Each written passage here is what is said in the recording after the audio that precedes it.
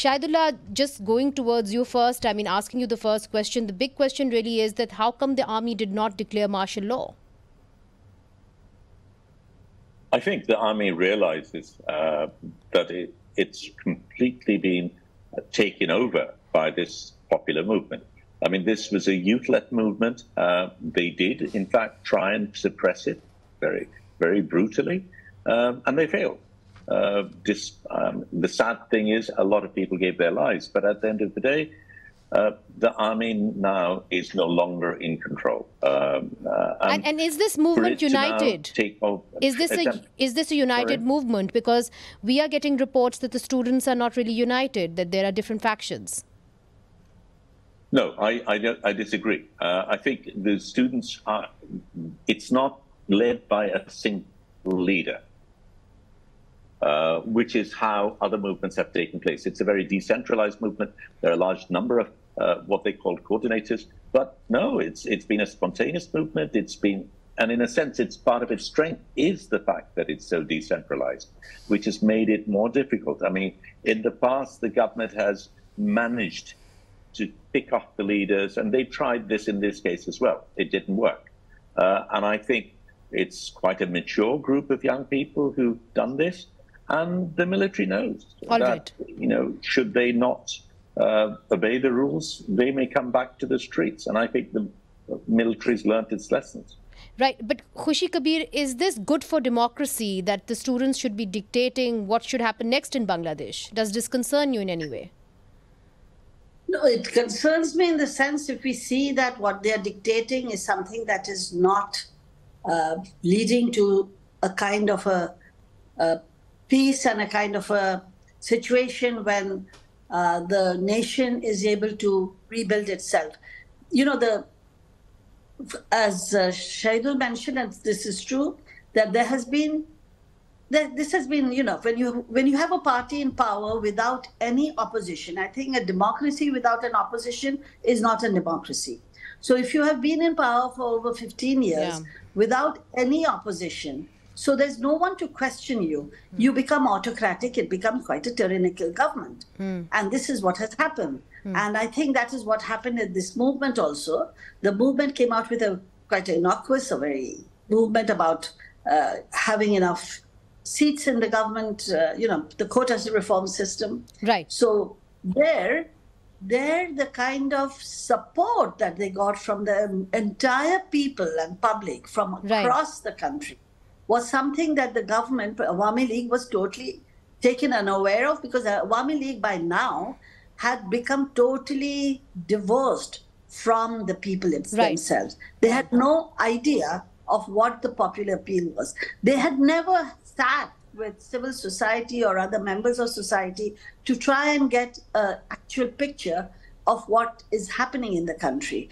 Plus, you talk about inflation, you talk about, you know, price spirals, you talk about the economy going down. So people are frustrated. And here was a group of youngsters who were out in the streets and bringing about and asking for change. And I think I'll answer your question about why the army didn't declare martial law. I think if the army declared martial law over here, the mood of the students was such this would not have worked. And the army would have become very unpopular. You also have to understand that our army depends a lot on their role as UN peacekeepers. They cannot take a role of being a martial law administrator that would jeopardize their role as the UN peacekeepers. Well, that's a very, very good point. Allow me to ask this question to Shahidul Alam Saab. Well, another thing that the Indian Foreign Minister said, he said that it cannot be ruled out that there was a foreign hand. You are sitting on the ground in Dhaka. Do you feel that there was a foreign hand in this movement? I think there's been a foreign hand in Bangladesh for a very long time, and that foreign hand is India. It's been Big Brother. It's been hugely, you know, it tampered with Bangladeshi politics for a very long time. It's propped up a regime which has stayed on after 3 elections which were non-elections. And I think when you consider the role that India played in 1971, India should have been a friend. And we want India and Pakistan and all our neighbors to be friends. But India has behaved despicably with all its neighbors and certainly with Bangladesh. And now India's in a situation where it's lost the only friend it had in South Asia. So for India to be saying this, and also for India to be talking about radicalization and Islamization, given that India is the nation that it is, and the way it has been behaving, certainly during the Modi regime, is ridiculous. Right. Khushi Kabir, do you agree? Well, I'll just say that India has played a heavy role.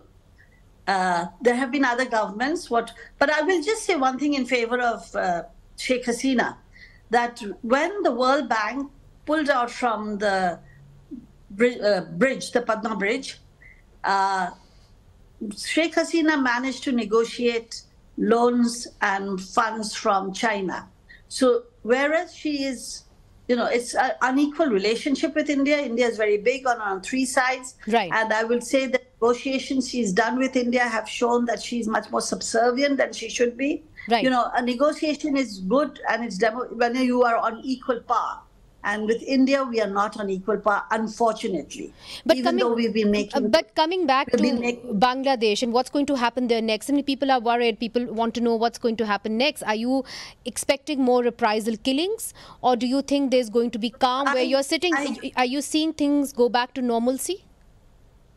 We are just hoping that once the caretaker government comes over, Dr. Yunus has been hounded by Sheikh Hasina on a personal level, yes. The number of cases against him, etc. And petty things that they did, like stopping him from getting on the lift to return to the 8th floor of the court. Right.